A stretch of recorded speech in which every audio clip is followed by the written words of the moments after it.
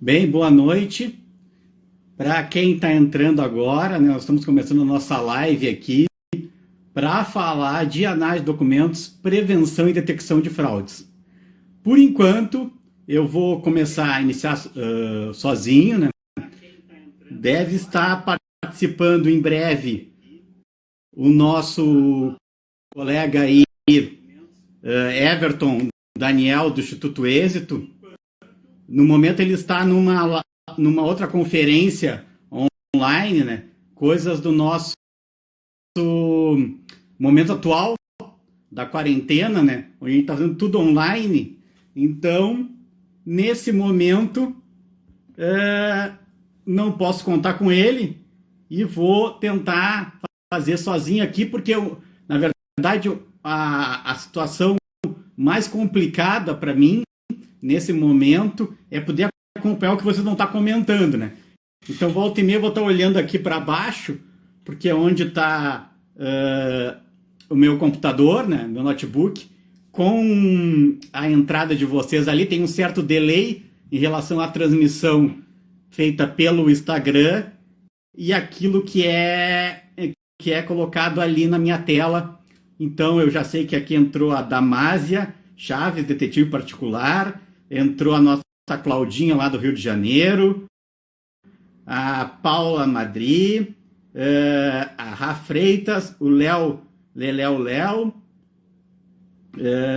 e ela já está me perguntando para falar sobre do curso e exercícios, né? Os chats do curso e os exercícios, ok.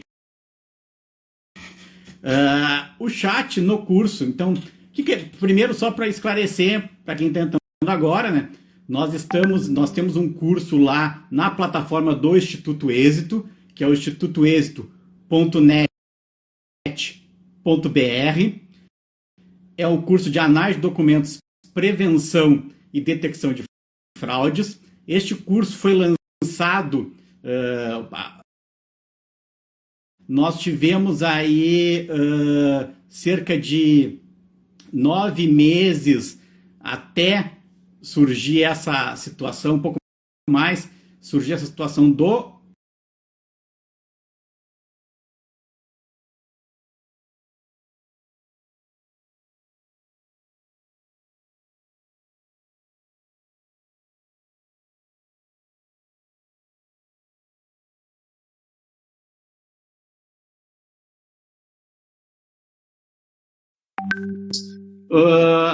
as pessoas nesse momento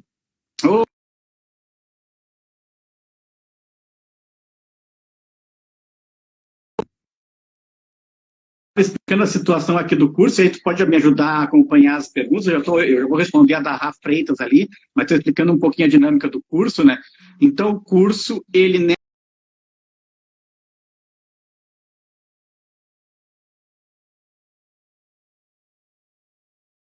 na sua modalidade ouro, que é onde tem os chats, né, com o professor, e a modalidade mais básica, que aí não tem participação em chat, em fóruns, que sai por R$147. Bem, verdade, Eduardo. Então o pessoal estava perguntando bastante disso, desculpa te interromper. A diferença nossas dos plano prata e plano ouro. Sim. Eu não sei se tu viu que as questões de concurso que tu puseste, eu coloquei para as pessoas testarem como um simulado. Sim. Eu coloquei isso. Então, na questão do plano prata, tem o básico, que são os vídeos, sim, os PDFs, que agora são apostilas, não são mais os slides, agora são apostilas mesmo, feitas especialmente para isso, cada uma de cada tópico, e o fórum tem excelente qualidade, né? Exatamente, ficou agora... Estava lendo ela até ontem, eu achei excelente, o material é fantástico. Bem que tu disse, colocou... módulo, né? Um módulo deu 94 páginas. Um módulo deu 94 páginas. É muito conteúdo, tu pegaste todos os teus anos de experiência e puseste no curso. E o plano ouro ele tem uma uma diferença, que além disso tem o chat com o professor e os simulados, que foram esses que eu falei agora, com o analítico de desempenho. A pessoa analisa como foi o desempenho dela como aluno, faz aquilo ali, faz aquela prova, assim dizendo, que é um simulado, e depois dá uma nota para ela ver como foi o aprendizado dela, e assim ela volta naquilo que ela teve maior dificuldade. Então é isso, a diferença do plano ouro para o plano prata é que o plano ouro tem a facilidade de perguntar diretamente para ti, através do chat, alguma dúvida, e tu poder responder, além dos analíticos de desempenho e simulados. Certo. Você, desculpa, te cortei, Eduardo. Não, ótimo, ótimo. Já fez a pergunta que havia sido feita ali. Da questão do foco CRG e CNH, né? Na verdade, eu diria assim, ó, que nós apresentamos, antes de entrar em qualquer documento, uma grande sequência aí de informações a respeito dos tipos de alterações ou falsificações que são feitas em documentos e que servem não só para RG e CNH, mas qualquer documento em geral.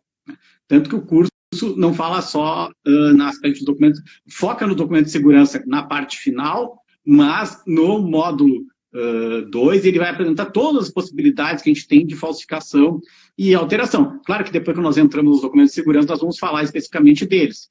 E sim, nós temos um foco muito grande em cima da carteira de identidade. Por quê?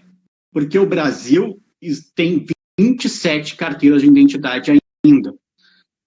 E como é uma legislação um pouco mais antiga, né, aconteceu que durante 20, 30 anos,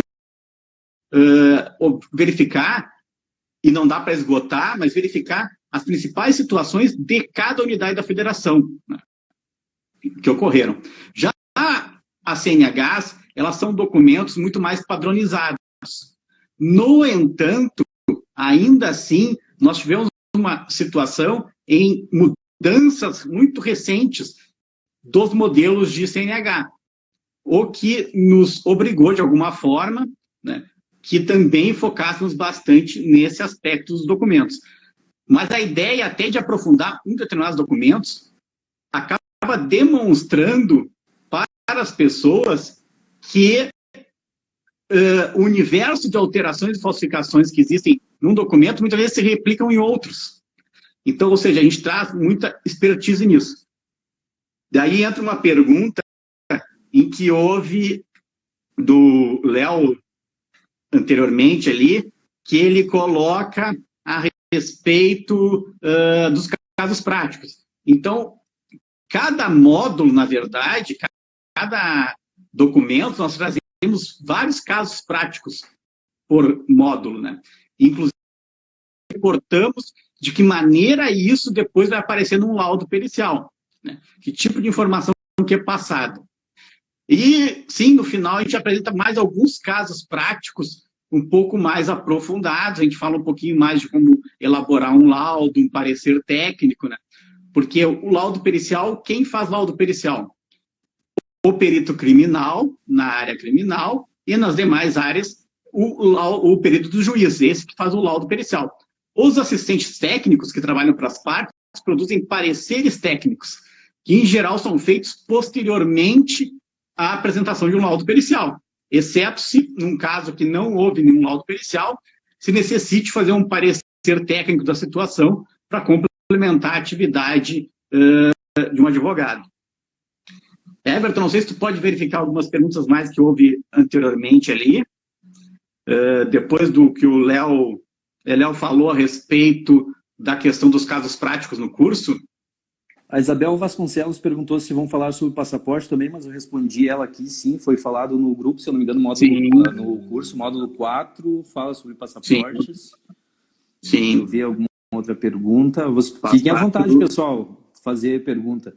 Só mandar um recado aqui para o perito Fernando Davi de São Paulo, que ele tinha dito para mandar um abraço para o professor Wilson Torezan na última live. Eu falei com o Torezan essa semana, mandou um abraço para ti também, Fernando Davi. E não esqueci de ti. Eu falei com ele no meio da semana, vamos ver agora quais são as outras perguntas. Professor, você fornece modelos de laudos como exemplo para que possamos ter a base de como fazer? Eu faço assim, ó, eu apresento o formato dos laudos, né? O que tem que ter num laudo, certo?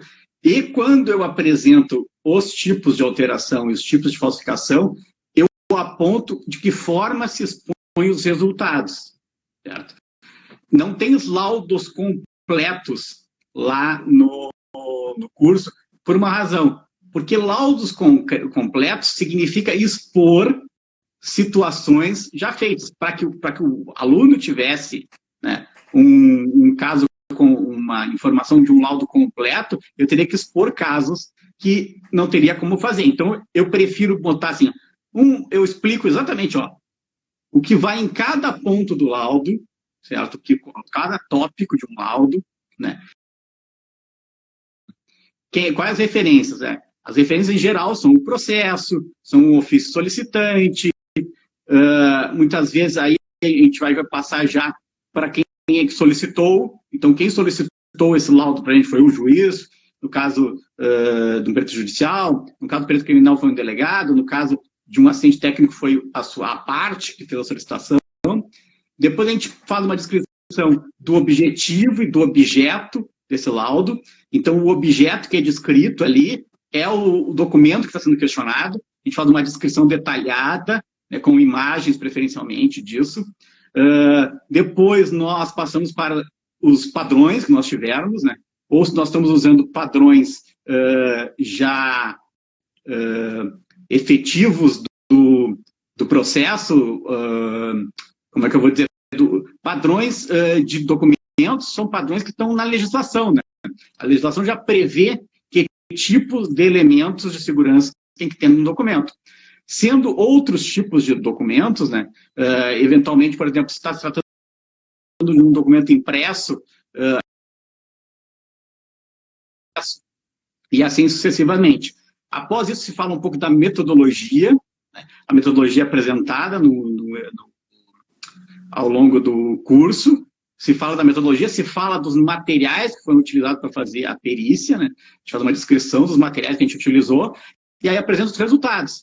Então, os resultados eu demonstro ao longo do curso, nos vários momentos, de que forma expor o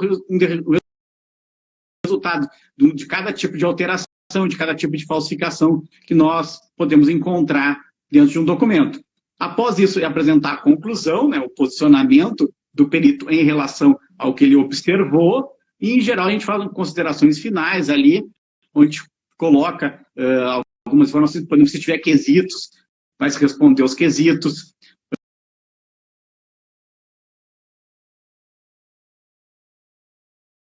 Ativa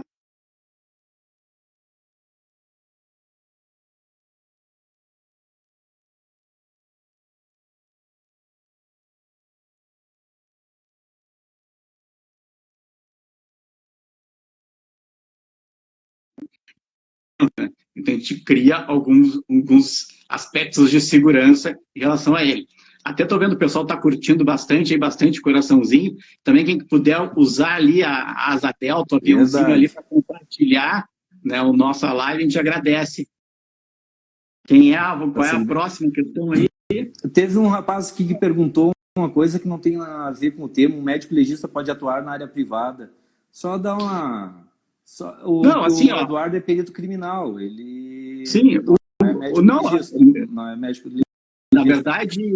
Na verdade, a perícia médica na área civil e na área trabalhista é um campo muito grande de trabalho. E se esse médico tem uma formação em medicina legal e não é médico legista do Estado, ou a legislação dele do Estado dele permite que ele atue em casos criminais de outros estados, ele vai ter um campo de trabalho também nessa área, com certeza. E agora, depois dessa, tinha uma outra do Léo aqui falando a respeito de formatos, datilografia, matricial. E estava comentando as carteiras, realmente, exatamente isso. Nós tivemos carteiras... modelos. E não, fora que teve carteiras que eram impressas, que eram... Se utilizava máquina de escrever, né? Datilografadas, mecanografadas, depois as impressoras matriciais, alguns estados ainda usam, depois as impressões a laser. Realmente, existe N possibilidades. Se nós pegarmos, por exemplo, a situação do certificado de registro e licenciamento de veículo. Certificado de registro e licenciamento de veículo, em alguns estados, se eu não me engano, Santa Catarina e Bahia, com certeza, podem ser emitidos, inclusive, por despachantes. Ou seja, todo tipo de impressão vai acontecer, né? Porque não há uma padronização, ou pode ser ter uma tentativa de padronização. A gente sabe que no momento que a gente amplia muito a base, né? E para ampliar essa base, tu precisa ter recursos mínimos, pré-requisitos mínimos, né? A gente não pode exigir pré-requisitos máximos, então acaba tendo esse problema também. Mais então, alguma se questão? Não me engano, Blue Training aqui, Fenas Detran entrou, só feras aqui, deve ser o pessoal que te conhece. Blue Training, se eu não me engano, é o professor Canelas, das Manchas de Sangue, do livro Manchas de Sangue. Sim. Abraço aí, professor Canelas, Fenas Detran, o Mário Conceição, lá de Salvador. Ele, inclusive, a gente já fez alguns presenciais, né? A gente fez curso presencial em Salvador, nós tínhamos um outro marcado agora para a próxima semana em São Paulo. A Aline Bittencourt entrou também. Com certeza a gente não vai ter como. Professora Aline Bittencourt aí é a nossa grande mentora lá no Êxito, né? Quem me deu uma grande oportunidade no ano passado em trabalhar com o pessoal do Êxito, com o Everton. Né? Agradeço muito a oportunidade aí da nossa parceria. Esse curso, por exemplo, foi um dos frutos dessa parceria. A gente espera ter outros resultados mais ainda. Frutos que deem mais frutos. Uma coisa que me perguntaram muito ao longo do dia a respeito do curso era em termos do certificado. Né? Sim, o Instituto Êxito emite um certificado de 23 horas aula. Né? Esse certificado ele pode ser utilizado por várias dos conhecimentos alcançados naquelas 23 horas aula, porque o certificado vai descrevendo exatamente que tipo de matéria foi exposta. Inclusive, hoje, um dos alunos do curso publicou no LinkedIn o certificado dele. Agradecendo, né, e divulgando, e recebeu bastante curtidas lá no LinkedIn. O que eu achei interessante foi o pessoal que colocou lá nas formações, colocou o Instituto Êxito. Eu achei muito legal aquilo, e também os elogios ao curso, Eduardo. Eu gostei do LinkedIn, os elogios ao curso. Isso foi excelente. Então, aqui tem uma pergunta da Paula Madri, que é bem interessante, Eduardo. Para ver de fato com diferença de falsidade, correto? Sim, né? Sim. Assim, a nossa legislação é uma questão até mais do processo penal, mas ela pressupõe que tem que ter o exame do corpo de delito. Aí muita gente acha que corpo de delito é só a pessoa. Né? Não, o corpo de delito, ele é qualquer coisa relacionada ao delito. Né? O local de crime é um corpo de delito, um documento é um corpo de delito, uma arma é um corpo de delito. Então, a nossa legislação pressupõe que haja o exame por parte do perito do corpo de delito, né? Que vai haver a comprovação. Né? Sem essa comprovação anterior, mesmo que com confissão, né? Não pode ser considerada como uma prova aquele corpo de delito. Eu vou te pedir uma coisa, Eduardo. Tu poderia explicar de novo o que é corpo de delito? Corpo de delito é qualquer... É qualquer situação que envolva uma prova dentro do processo penal, né? Então, a prova, aliás, pericial, né? A prova pericial. Existe a prova testemunhal, provas documentais, mas na prova pericial é o exame de corpo de delito. Então, todo delito, ele vai deixar vestígios e vai, então, ser necessário o exame do corpo de delito, né? Estou tentando explicar da forma mais didática possível, e esse corpo de delito não é só o corpo humano, não é só uma pessoa, né? Porque, em geral, a gente imagina corpo de delito, qual é? Lesões corporais. É a primeira coisa que as pessoas imaginam. Ah, vamos fazer o exame de corpo de delito. É lesões corporais. Assimilo a corpo. Sim, exatamente. Mas o corpo pode ser o documento, o local de crime em si é um corpo de delito, uma arma é um corpo de delito, e assim por diante. Todos os elementos que envolvem um delito, né, podem ser classificados como corpo de delito. Os processualistas me corrijam aí se tiver escrito alguma coisa que não seja preciso. A perita Luciola Rodrigues, se eu não me engano, ela é perita criminal. Ela perguntou, esse curso é certificado, ele é indicado para perito oficial? Vou deixar para te responder essa, Eduardo. Bem, na verdade, a legislação brasileira, em cursos profissionalizantes, né, ela não exige nenhuma certificação, né? A certificação é dada pelo próprio... Desculpa. Hã? É Lucila. Eu errei, desculpa. Certificado para qualquer curso profissionalizante, né?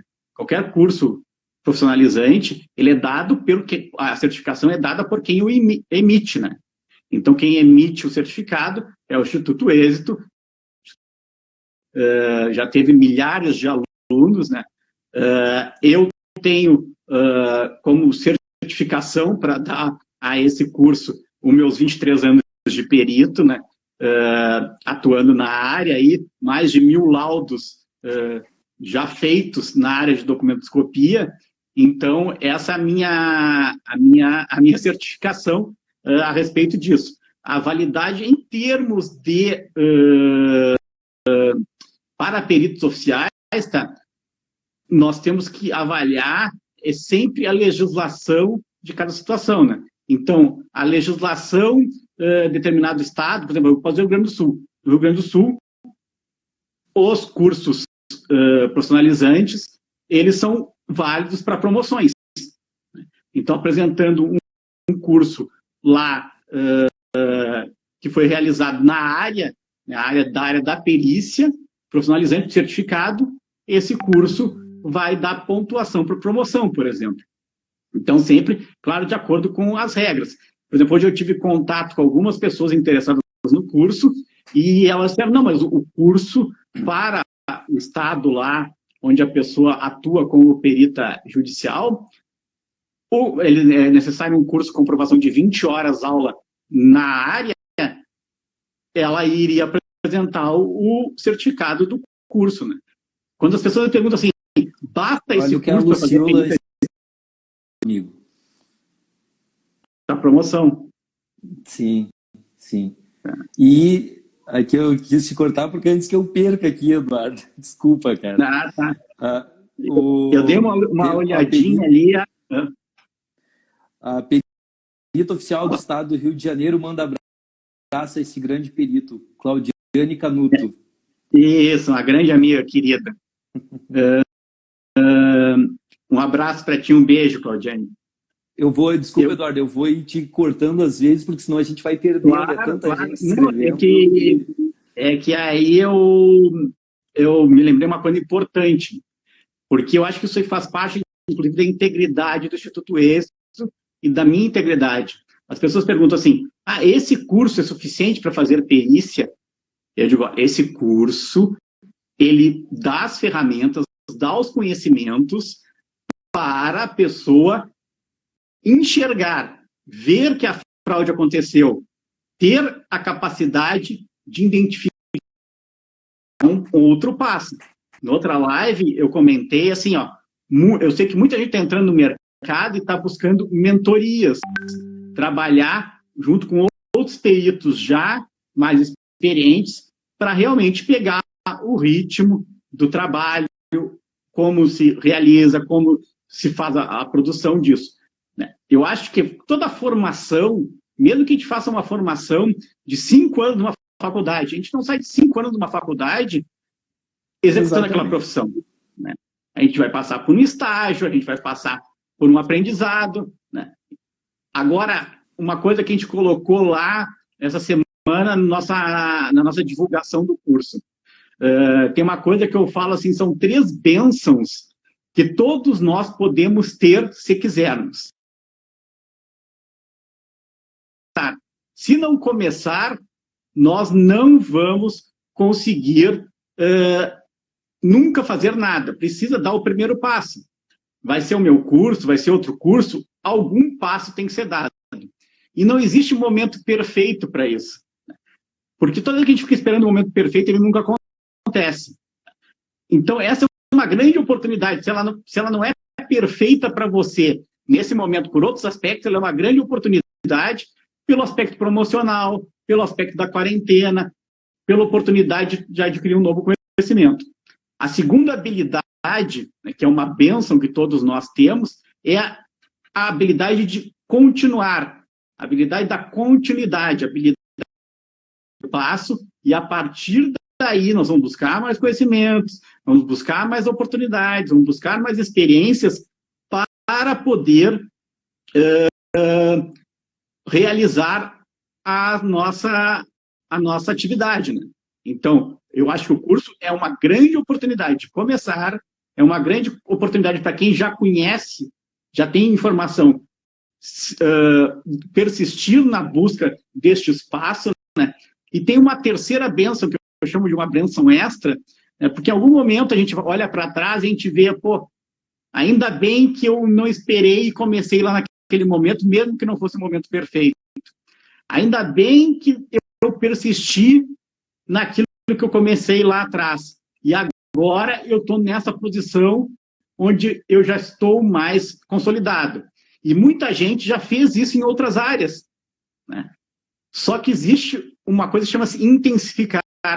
Então, por exemplo, eu já sou um perito que atua em determinada área. Eu já sou um analista que atua em determinada área, mas eu posso intensificar o meu conhecimento.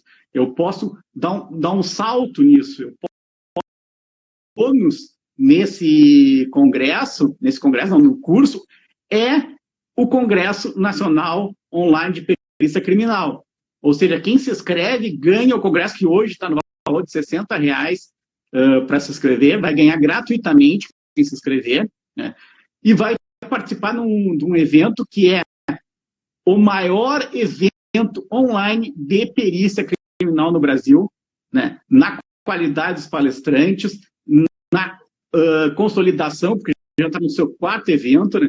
Eu sou suspeito de falar, porque o ano passado eu fui o coordenador científico desse congresso, e participei no 1º, 2º e 3º, né? Esse ano que a Aline e o Everton me deram uma folga.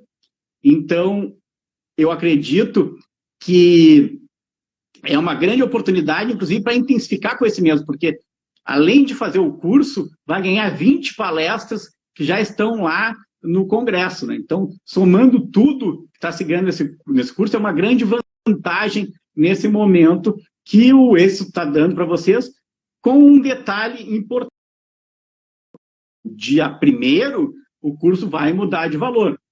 Eu não sei se a promoção vai continuar, mas o curso vai mudar de valor. Então, quem esperar para o dia 1º já vai ter uma mudança significativa. Até porque eu, ao longo desse processo de divulgação agora do curso, por exemplo, eu fui consultado por uma pessoa que me disse que tinha um curso com o mesmo conteúdo meu, muito parecido, que estava em torno de R$490 com todas as promoções, né? Ou seja, este curso está extremamente acessível em relação ao mercado, né? Então, até por isso eu conversei com a professora Aline, conversei com o Everton, e disse, não, nós precisamos reposicionar o valor do curso para que o mercado está pedindo, né? E vamos aproveitar a promoção, então, para a gente fazer o máximo de vendas aí, que as pessoas possam aproveitar esse momento da quarentena e também conhecer o Instituto Êxito, né? Porque o Instituto Êxito não tem só o meu curso, tem vários outros cursos lá, e aí você não conheceu o padrão de qualidade. Por exemplo, eu tive um colega perito de Santa Catarina, o perito Daniel, né? perito que já é muito experiente na área de documentoscopia, perito criminal lá de Santa Catarina, e o Daniel me disse assim, ó, pá, que plataforma excelente do Êxito. Ele comprou o curso e fez muitos elogios à plataforma do Êxito, que ele não conhecia. Então, vocês vão conhecer uma plataforma diferente.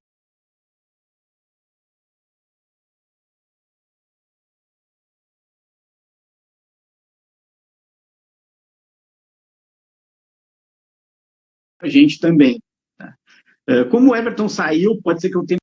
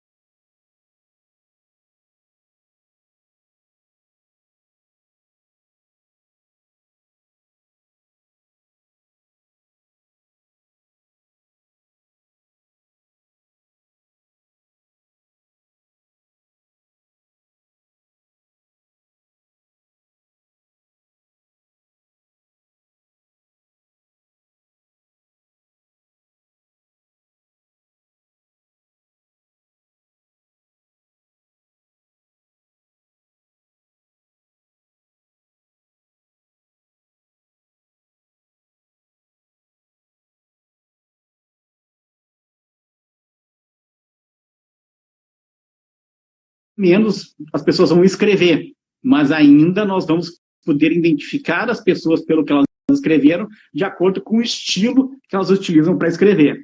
Então, esse congresso está lá, tem dessas minhas 2 palestras, outras palestras, foi o congresso que eu fui o coordenador científico, o pessoal pode aproveitar. Falando em coisas gratuitas, né, o primeiro módulo, eu realizar o curso, está lá 45 minutos, né, do primeiro módulo, são conceitos de documentoscopia, vão conhecer a didática, vão conhecer como é que o professor se porta, vão ver que conhecimentos a gente está trazendo para vocês, vão ver que a gente fez uma grande revisão bibliográfica, uma pesquisa muito grande em relação a vários aspectos. Então, acho que isso é um aspecto interessante que a gente tem para trazer para vocês. Tá? Bem, o Léo agora acho que está satisfeito, né? Já disse que vai aderir ao curso, muito obrigado. Bem, muita gente pergunta assim, especificamente qual é o conteúdo do curso, né? Já que o pessoal está tomando contato agora, não entrou lá na plataforma, né? Não viu, se vocês entrarem na plataforma, vocês vão ver lá o conteúdo do curso, institutoexito.net.br, mas a gente faz, né?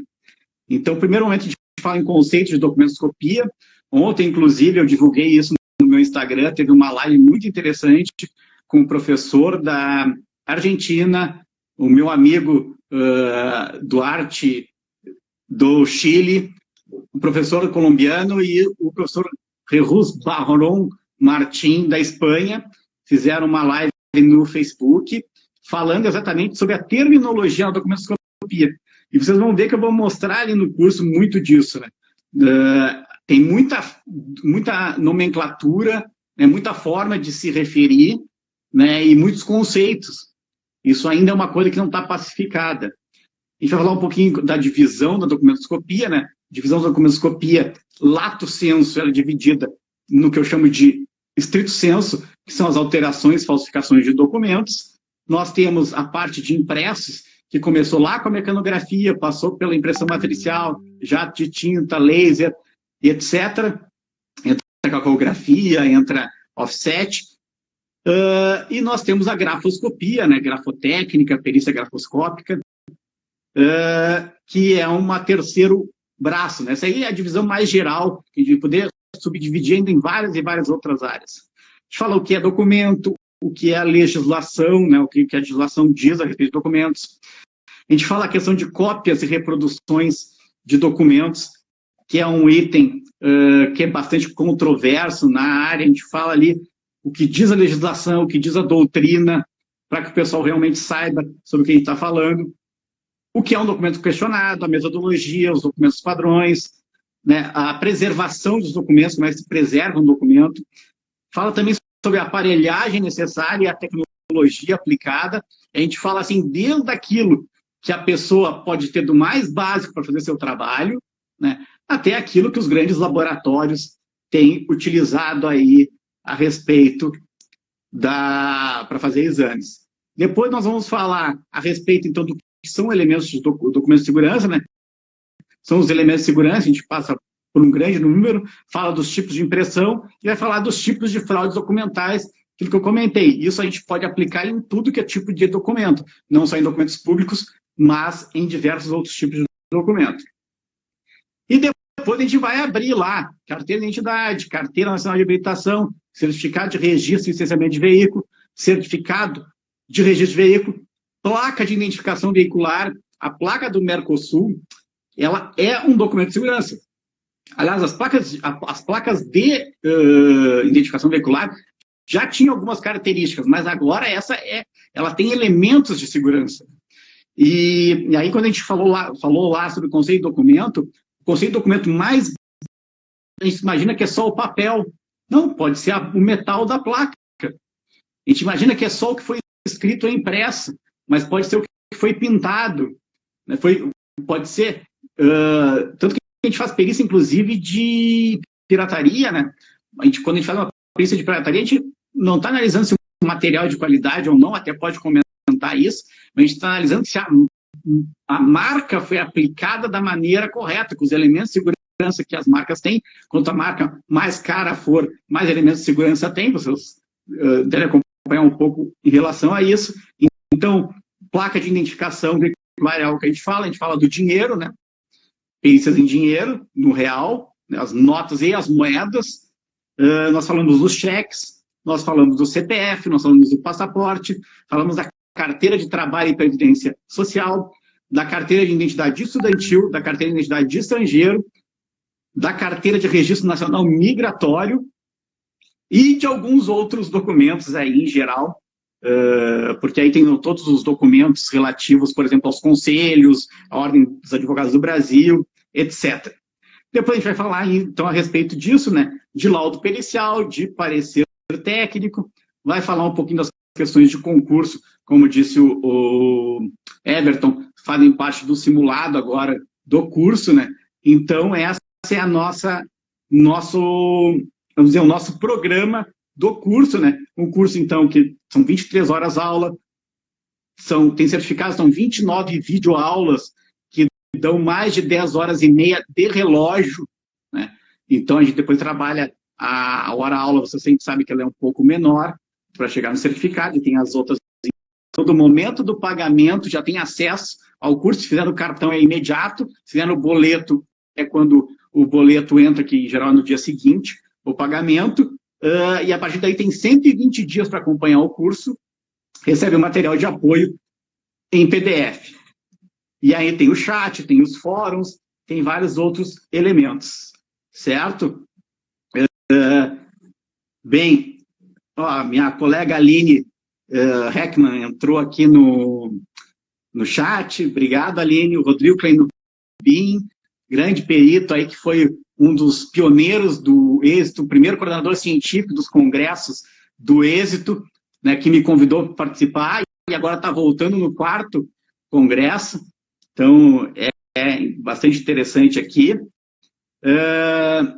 O Everton disse que voltou.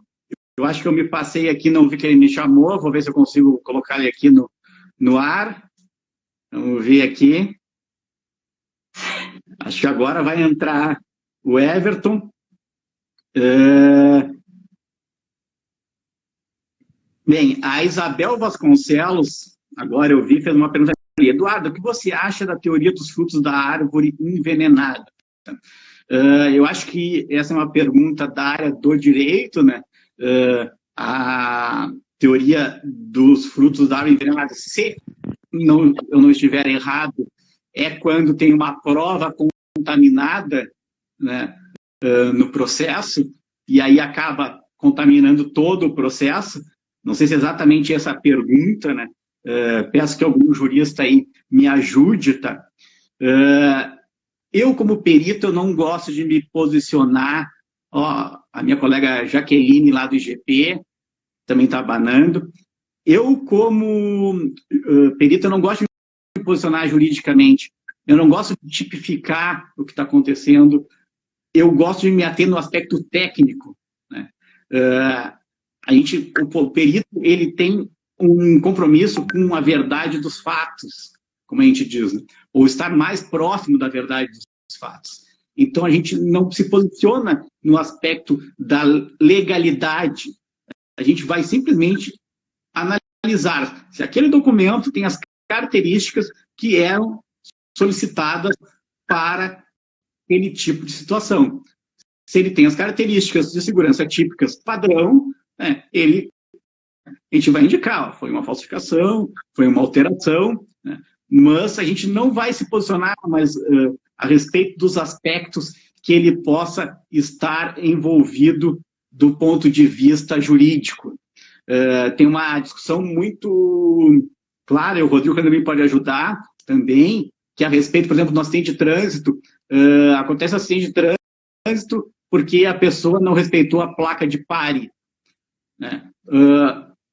O perito pode até dizer que tinha uma placa de pare ali, mas o perito até terá uma dificuldade lá, se não tiver nenhum registro de imagem, de saber se a pessoa parou ou não parou ali, né? Então, e não entra na discussão se foi a placa de pare ou não. Ele vai analisar a dinâmica. O que aconteceu naquele acidente? Quem colidiu com quem? Né? Houve frenagem? Não houve frenagem? Esses aspectos é que vão ser demonstrados. E a mesma coisa vale para documentos. Nós não vamos entrar numa discussão ali da tipificação, né? O tipo penal que se enquadra aquela falsificação de dinheiro é estelionato ou é falsificação de moeda? A gente não vai entrar nesse tipo de debate, a gente vai apontar. Muitas vezes tem uma pergunta que é uma pergunta muito capciosa. Ou se falsificação é grosseira, e eu só afirmo que a falsificação é grosseira se ela for assim, o dinheiro do banco imobiliário sendo usado para pagar alguma coisa. Porque o grosseiro para um ou para outro depende do conhecimento, depende da situação. O estelionato, ele é muito mais um crime social do que provavelmente um crime material. Depende da lábia, da engenharia social envolvida, de como é que a pessoa envolveu a outra naquela situação, né? É a história do bilhete premiado, né? 90% das pessoas sabem que o bilhete premiado é um golpe, mas a habilidade que a pessoa tem de passar aquele processo é que cria a situação para que o estelionato ocorra, né? Então, o dizer que é grosseiro é muito relativo. A gente diz que é grosseiro, sim, porque é evidente. Por exemplo, eu tive um caso essa semana de notas falsificadas de real, onde só estão impressas numa face, né? Aí, é claro, eu tenho que dizer 6 eram da mesma numeração, né? Aí eu tenho que dizer que é grosseiro, né?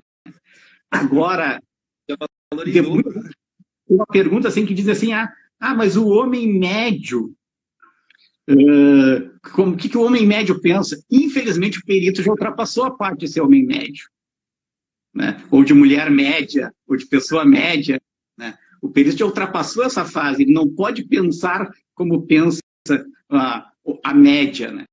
Ele não tem como pensar e se posicionar dessa maneira. Então, o que a gente pode muitas vezes dizer é o seguinte, é que se você não quer mais ser a pessoa média, faça o curso. Isso eu garanto, vocês não vão ser mais a pessoa média depois que fizerem o curso, vocês vão estar acima dessa média, né? E a questão toda em relação a isso é que te coloca numa situação onde, claro, a legislação pede isso, mas aí eu tenho que me tornar, não é perito em documento, é perito em pessoa média. Capacidade de avaliar se a pessoa média é capaz de entender ou não aquela questão, né? E aí entra um outro aspecto nisso que eu acho bem interessante, tá? Que me veio agora, não só da questão da pessoa média ou de habilidade de entender questões médias, por exemplo, é questão, para mim, do meu escopo. Isso, quem tem que analisar se a pessoa é analfabeta ou semi-analfabeta, analfabeto funcional, é um psicopedagogo, é alguém formado em alfabetização, não é o perito que vai avaliar, né? Se a pessoa é. Então, a gente. Até o professor Celso Del Picchia e o pai dele, o José Del Picchia, que iniciou a família Del Picchia no seu trabalho de documentoscopia, diz que o perito em documento é chamado para muita coisa que não tem a ver com perícia em documento, né? Que a perícia em documento basicamente é ver se é autêntico ou não, né? E se não é autêntico, ver se é possível dar uma autoria ou não. Isso é que se resume a perícia em documento, né? Mas ele é chamado para muitas questões que só porque envolvem um documento, ele parece ser a pessoa mais apropriada para responder. E o professor Del Picchia diz que nós devemos, sim, fazer essa situação de tentar ajudar as pessoas, porque nós já estamos realmente acima da média, então a gente poderia até ajudar. Daí nasce, por exemplo, o ramo da estilística, né? O ramo da estilística, ela pode ser tanto um perito de informática, como um perito da área de linguística, como um perito em documentos, né? Exatamente porque envolve diversas situações, né? A Isabel agora fez um comentário aqui, na teoria as provas acabam sendo ilícitas por causa da derivação delas. Exemplo, se ela foi obtida de forma ilícita, tudo que derivar dela também será considerado ilícito. Exato, é mais ou menos o que eu tinha entendido, né? Eu acho que eu diria o seguinte a respeito desse tipo de circunstância, tá? Quando nos favorece, a gente tende a querer que a prova, mesmo obtida de forma ilícita, seja aceita. Quando ela não nos favorece, a gente acaba usando isso como uma questão formal, né, que ela prejudica. Mas eu acho que tem um aspecto mais interessante ainda nisso, que chama-se cadeia de custódia de vestígios, né? Cadeia de custódia de vestígios é uma inovação no processo penal, né, mas vem de uma portaria já de 2014 do Ministério da Justiça e vem se estudando há muito tempo, porque isso se discute desde o caso O.J. Simpson, por exemplo, nos Estados Unidos, que é no momento que não se obedece à cadeia de custódia de um vestígio, né, que a gente passa a não ter segurança se aquele vestígio foi coletado naquele local, se ao ser coletado naquele local ele foi embalado e não foi mais contaminado e chegou até o perito da forma como foi coletado, certo? Então a cadeia de custódia de vestígio é algo que vai crescer cada vez mais o questionamento dentro do nosso sistema, principalmente agora com o pacote anticrime que entrou lá no 158A, B, C, se eu não me engano, do Código de Processo Penal, né, a cadeia de custódia de vestígio. E eu tive uma experiência porque desde 2008, 2009, o Instituto Geral de Perícias estuda isso. A perita Joseli Baldassi estudou bastante isso. Depois, quando eu tive a e era diretor adjunto na época, depois vinha ser diretor-geral, eu disse que quando eu assumi lá, para mim a coisa mais importante na minha gestão era a cadeia de custódia de vestígios. A gente tem vários colegas que atuaram com a gente lá, o colega Ivan Schuller, Cláudio, professor do Êxito, né? E o Lucas Toniolo foi o colega lá que ajudou a implementar, então, uma cadeia de custódia que eu digo assim, não foi uma cadeia de custódia para inglês ver, né, com os mínimos detalhes. Não, ela foi uma cadeia de custódia feita para funcionar. Ela foi feita dentro da realidade brasileira, dentro da...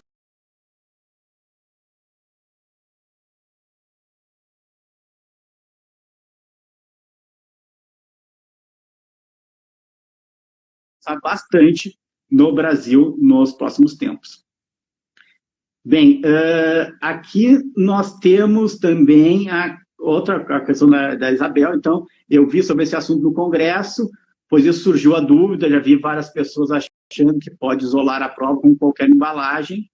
Eu sou do direito, mas sou entusiasta da perícia, tá certo? Não, acho que a cadeia de custódia, ela é um elemento fundamental, né? E, por exemplo, hoje, qual é a prova mais requisitada a fazer perícia, tá? É o celular, certo? O que acontece? se apreende o celular no local de crime, ou se apreende o celular com um indivíduo suspeito, e a primeira coisa que faz quem apreende o celular é mexer no celular. Ao mexer no celular, ele gera uma série de movimentações dos aplicativos, inclusive se tiver um aplicativo lá de forense, ele vai apagar as informações que estão no celular, né? Então, ou seja, tem uma série de situações. Então, o celular teria que ser pego, embalado, entrado na cadeia de custódia, ir para a perícia, e na perícia ele seria, então, tirado o lacre e feito o exame. Mas, infelizmente, não acontece. Só que isso vai começar a derrubar muito processo no momento que começar a ser observado pelo judiciário. E eu sempre brinco, claro que não vai ser na perícia que envolva o Eduardo, o João, o José. Vai ser o dia que só envolver a Odebrecht, a OAS, a Queiroz Galvão, aí a cadeia de custódia vai virar tudo no processo. Então, isso são aspectos aí da nossa legislação que afetam a perícia. Então, quando a gente fala, por exemplo, um dos aspectos que a gente fala no curso lá, da preservação do documento, também tem a ver isso, como fazer a melhor cadeia de custódia, né? Como preservar da melhor maneira um documento. Então, a gente comenta isso em relação a documentos, né? Então, isso se encaixa também dentro lá do nosso trabalho no curso. Tá? O Everton também, acho que teve dificuldade de novo de conexão, né? Teve que sair da nossa live. Vi aqui, por exemplo, que a Lucila já fez a inscrição, já pagou e já está com a aula liberada. Obrigado, Lucila, obrigado por realmente estar dando essa oportunidade aí para a gente mostrar o nosso trabalho, né? Eu sempre digo isso, quem não conhece, eu tenho um podcast junto com o perito Kleber Miller, chama-se Forenscast. Ele teve na primeira temporada 34 episódios. Ele começou no dia 18 de maio do ano passado, vai completar um ano, a gente vai começar a segunda temporada em breve. E a gente começa lá se apresentando, né? Eu me apresento, ele se apresenta e nós dizemos, aqui nós somos apaixonados pela perícia criminal e pelas ciências forenses. Então, todos os episódios a gente acaba trazendo essa mensagem. Tá? E esse tempo que a gente tem de perícia, são 23 anos, né? E essa paixão que a gente tem, fez que a gente fizesse podcast completamente livre, gratuito, participar dos eventos do Êxito sem ganhar nenhum centavo, né? Porque os professores lá trabalham simplesmente para divulgar o seu trabalho, a sua experiência e o seu conhecimento. Então, a gente tem essa paixão e como eu acredito que eu tenho algum conhecimento nessa parte de análise de documentos, né, eu resolvi, então, encarar essa etapa aí de colocar um curso e expor esse curso para o pessoal, principalmente o pessoal que se inscreveu, ou o pessoal que recebeu os e-mails do Êxito, o pessoal que abriu os e-mails do Êxito, o pessoal que clicou na oferta para dar uma conferida. Em breve a gente vai também mandar aí alguma pesquisa para saber da próxima etapa que nós vamos produzir aí. Estou juntando muito material novo a respeito da perícia grafoscópica, grafotécnica, para montar um curso. Queria montar um curso que fosse realmente consistente, diferenciado e principalmente acessível, tanto do ponto de vista financeiro, a gente acha importante, como fosse acessível do ponto de vista do conhecimento, da aplicação do conhecimento, né? Em relação à grafoscopia e à grafotécnica. A pergunta aqui da Isabel Vasconcelos, como eu faço para acessar o podcast?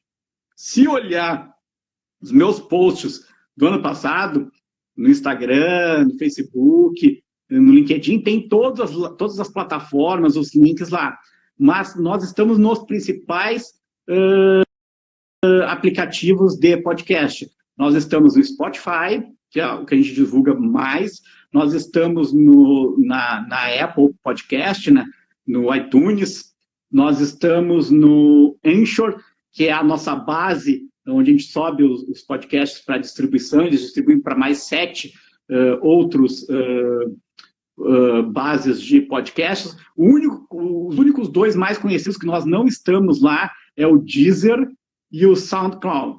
mas nas demais plataformas de podcast mais famosas e conhecidas, está lá nossos 34 episódios, né? São 34 episódios que falam de tudo, praticamente, né? Nós passamos por várias áreas da perícia, contamos muita história da perícia do Rio Grande do Sul, história do Brasil. Nós entrevistamos aí peritos de todo o Brasil, praticamente. Nós entrevistamos, inclusive, um professor da Costa Rica que dá aula numa universidade nos Estados Unidos, que tem um curso de mestrado e doutorado em perícia criminal. Então, nós fizemos aí uma grande variedade e, claro, a perícia tem conhecimento ilimitado para se tratar. Pergunta, qual é o nome no Spotify? Chama-se Forenscast. Então, o forense com o I e o cast de podcast.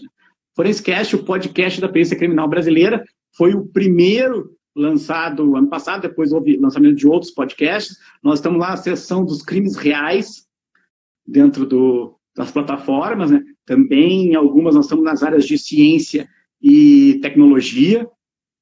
Estamos lá com o nosso trabalho do podcast, Perita Vanessa entrou aqui, o Jackson foi o meu diretor-geral substituto quando eu fui diretor-geral, né? O Jackson é um grande perito do Rio Grande do Sul, aí, talvez uma das pessoas mais preparadas em termos de conhecimento do que é o IGP, né? Ele é aquela velho ditado, né? Ele conhece o cego dormindo e o remo deitado, né? Então ele realmente sabe tudo de IGP.